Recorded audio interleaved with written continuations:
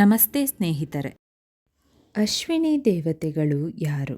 ಅವರು ಯಾವ ಸಮಯದಲ್ಲಿ ಸಂಚಾರ ಮಾಡುತ್ತಾರೆ? ಅವರ ಮಹತ್ವವೇನೆಂಬುದನ್ನು ತಿಳಿಯೋಣ. ಕೆಲವೊಮ್ಮೆ ನಾವು ಕೆಟ್ಟ ಮಾತುಗಳನ್ನಾಡುವಾಗ ನಮ್ಮ ಹಿರಿಯರು ತಡೆಯುತ್ತಾರೆ. ಬಿಡ್ತು ಅಂತ ಹೇಳು ಎಂದು ಒತ್ತಾಯಿಸಿದ ಅನುಭವ ನಿಮಗೂ ಆಗಿರಬಹುದು. ನಮ್ಮ ಹಿರಿಯರು ಹೇಳುವ ಪ್ರಕಾರ ನಾವು ಕೆಟ್ಟ ಮಾತುಗಳನ್ನಾಡುವಾಗ ಅಶ್ವಿನಿ ದೇವತೆಗಳು ಅಥವಾ ಅಸ್ತು ದೇವತೆಗಳು ಅಸ್ತು ಎಂದರೆ ಅದು ಖಂಡಿತ ನಡೆಯುತ್ತದೆ ಎನ್ನುತ್ತಾರೆ. ಈ ಕಾರಣಕ್ಕಾಗಿ ಅವರು ಕೆಡುಕುಂಟು ಮಾಡುವ ಮಾತುಗಳನ್ನಾಡಿದಾಗ ಬಿಡ್ತು ಎಂದು ಹೇಳುವಂತೆ ನಮ್ಮನ್ನು ಒತ್ತಾಯಿಸುತ್ತಿದ್ದರು.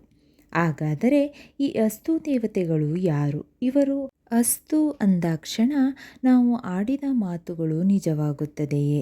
ಅಶ್ವಿನಿ ದೇವತೆಯರು ಅಂದರೆ ಸೂರ್ಯಪುತ್ರರು. ಭಗವಾನ್ ಸೂರ್ಯದೇವನಿಗೆ ಮತ್ತು ಸಂಧ್ಯಾದೇವಿಗೆ ಜನಿಸಿದ ಅವಳಿ ಮಕ್ಕಳು.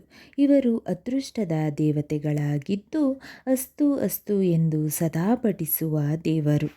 ಇವರನ್ನು ಅಶ್ವಿನಿ ಕುಮಾರರೆಂದು, ದೇವತೆಗಳ ವೈದ್ಯರೆಂದು ಪರಿಗಣಿಸಲಾಗುತ್ತದೆ. ಅಶ್ವಿನಿ ದೇವತೆಗಳ ರೂಪವೇ ವಿಚಿತ್ರ. ಯಾಕೆಂದರೆ ಈ ಅವಳಿ ಅಶ್ವಿನಿ ಕುಮಾರದ್ದು ದೇಹ ಮಾನವ ದೇಹವಾದರೆ ಮುಖ ಕುದುರೆಯ ಮುಖ. ಆದರೂ ನೋಡಲು ಅತ್ಯಂತ ಆಕರ್ಷಕರಾಗಿದ್ದರು. ಒಮ್ಮೆ ಸೂರ್ಯದೇವನ ಪತ್ನಿಯಾದ ಸಂಧ್ಯಾದೇವಿಯು ಸೂರ್ಯದೇವನ ತಾಪವನ್ನು ತಾಳಲಾರದೆ ಸಂಕಷ್ಟಕ್ಕೆ ಸಿಲುಕಿಕೊಳ್ಳುತ್ತಾಳೆ. ಇದನ್ನು ನೋಡಿದ ಸೂರ್ಯದೇವನು ತನ್ನ ತಾಪವನ್ನು ಕಡಿಮೆ ಮಾಡಿಕೊಳ್ಳಲು ಮುಂದಾಗುತ್ತಾನೆ. ಆಗ ಸಂಧ್ಯಾದೇವಿಯು ಸೂರ್ಯದೇವನು ನನಗಾಗಿ ತನ್ನ ತಾಪವನ್ನು ಇನ್ನೂ ಕಡಿಮೆ ಮಾಡಿಕೊಂಡರೆ ಜಗತ್ತಿನಲ್ಲಿರುವ ಎಲ್ಲ ಜೀವರಾಶಿಗಳಿಗೆ ಅಪಾರ ಕಷ್ಟಗಳು ಉಂಟಾಗುತ್ತವೆ ಎಂದು ಯೋಚಿಸಿ ಹಿಮಾಲಯ ಪರ್ವತದ ಹತ್ತ ಸ್ವಲ್ಪ ವಿಶ್ರಾಂತಿಯನ್ನು ಪಡೆದುಕೊಳ್ಳಲು ಹೋಗುತ್ತಾಳೆ. ಅಲ್ಲಿ ಯಾರಿಗೂ ಗುರುತು ಸಿಗದ ಹಾಗೆ ಕುದುರೆಯ ಅವತಾರವನ್ನು ತಾಳಿ ಹಿಮಾಲಯದ ತಪ್ಪಲಿನಲ್ಲಿ ವಿಹರಿಸುತ್ತಿರುವಾಗ ಸೂರ್ಯದೇವನು ಕುದುರೆಯ ರೂಪದಲ್ಲಿ ಇರುವ ಸಂಧ್ಯಾದೇವಿಯನ್ನು ಗುರುತಿಸಿ ತಾನೂ ಕೂಡ ಕುದುರೆಯ ರೂಪವನ್ನು ತೆಗೆದುಕೊಳ್ಳುತ್ತಾನೆ. ಅಶ್ವಗಳ ಅವತಾರದಲ್ಲಿ ಇವರಿಬ್ಬರ ನಡುವೆ ನಡೆದ ಮಿಲನದ ಸಂಕೇತವಾಗಿ ಜನಿಸಿದವರೇ ಅಶ್ವಿನಿ ದೇವತೆಗಳು. ಇನ್ನು ಕೆಲವು ಕಥೆಗಳಲ್ಲಿ ಅಶ್ವಿನಿ ದೇವತೆಗಳು ಸೂರ್ಯ ಮತ್ತು ಮೋಡದ ಪುತ್ರರು ಎಂದು ಹೇಳಲಾಗಿದೆ. ಅಶ್ವಿನಿ ದೇವತೆಗಳಿಗೆ ಹಿಂದೂ ಧರ್ಮದಲ್ಲಿ ಮಹತ್ತರ ಸ್ಥಾನವನ್ನು ನೀಡಲಾಗಿದೆ. ಮುಸ್ಸಂಜೆ ಸಮಯವನ್ನು ಅಂದರೆ ಸೂರ್ಯ ಮುಳುಗುವುದಕ್ಕಿಂತ ಮೊದಲು 24 ನಿಮಿಷಗಳನ್ನು ಅಶ್ವಿನಿ ದೇವತೆಗಳ ಸಮಯವೆಂದು ಪರಿಗಣಿಸಲಾಗುತ್ತದೆ. ಈ ಸಮಯದಲ್ಲಿ ಅಶ್ವಿನಿ ದೇವತೆಗಳು ಚಿನ್ನದ ಕುದುರೆಯಲ್ಲಿ ಸಂಚಾರವನ್ನು ಮಾಡುತ್ತಾರೆ ಎನ್ನುವುದು ನಂಬಿಕೆ. ಈ ಸಮಯದಲ್ಲಿ ಅಪಶಕುನದಂತಹ ಮಾತುಗಳನ್ನು ಆಡಬಾರದು, ಸುಳ್ಳನ್ನು ಹೇಳಬಾರದು, ಇನ್ನೊಬ್ಬರ ಮನಸ್ಸಿಗೆ ನೋವಾಗುವಂತಹ ಪದಗಳನ್ನು ಬಳಸಬಾರದು, ಮಲಗಬಾರದು ಎಂದು ಹೇಳಲಾಗುತ್ತದೆ. ಅಶ್ವಿನಿ ದೇವತೆಗಳು ಅಸ್ತು ಅಸ್ತು ಎಂದು ನುಡಿಯುತ್ತಿರುತ್ತಾರೆ.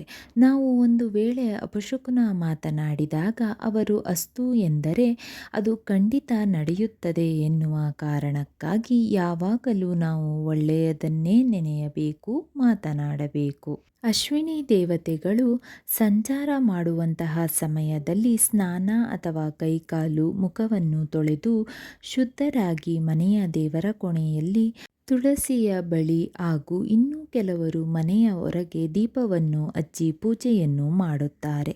ಅಶ್ವಿನಿ ದೇವತೆಗಳ ಸಂಚಾರದ ಸಮಯದಲ್ಲಿ ತುಪ್ಪದ ದೀಪವನ್ನು ಬೆಳಗಿ ಪ್ರಾರ್ಥನೆ ಮಾಡಿದರೆ ಅವರು ನಮ್ಮೆಲ್ಲ ಕಷ್ಟಗಳನ್ನು ದೂರಾಗಿಸುತ್ತಾರೆ.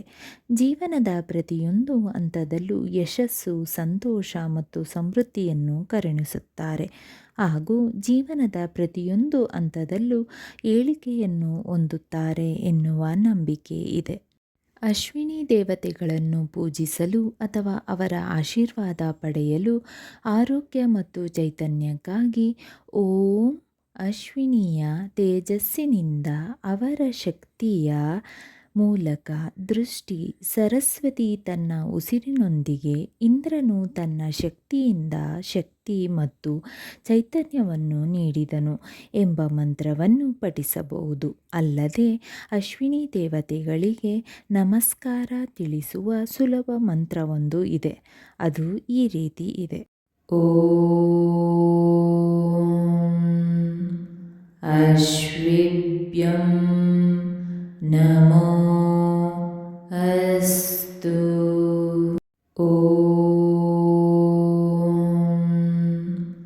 ಅಶ್ವಿಭ್ಯಂ ನಮೋ ಅಸ್ತು.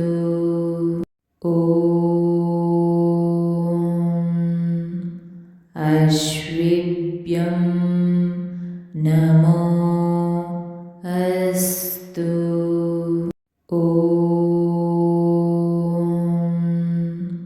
ಅಶ್ವಿಭ್ಯಂ ನಮೋ ಅಸ್ತು.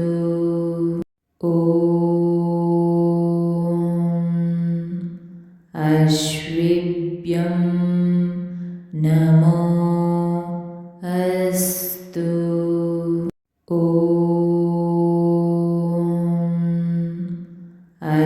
ಅಶ್ವಿಭ್ಯಂ ನಮೋ ಅಸ್ತು.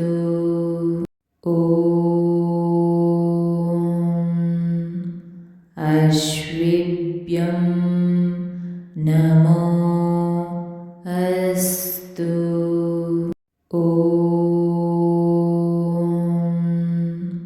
ಅಶ್ವಿಭ್ಯಂ ನಮೋ ಅಸ್ತು.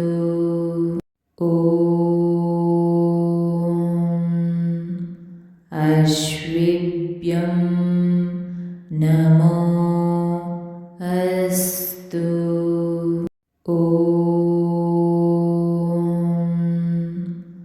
ಅಶ್ವಿಭ್ಯಂ ನಮೋ ಅಸ್ತು.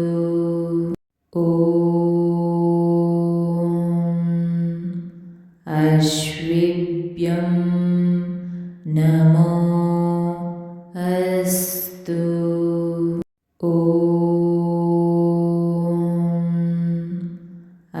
ಅಶ್ವಿಭ್ಯಂ ನಮೋ ಅಸ್ತು.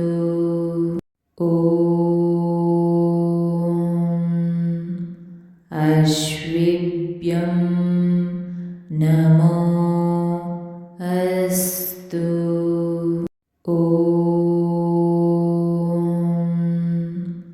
ಅಶ್ವಿಭ್ಯಂ ನಮೋ ಅಸ್ತು.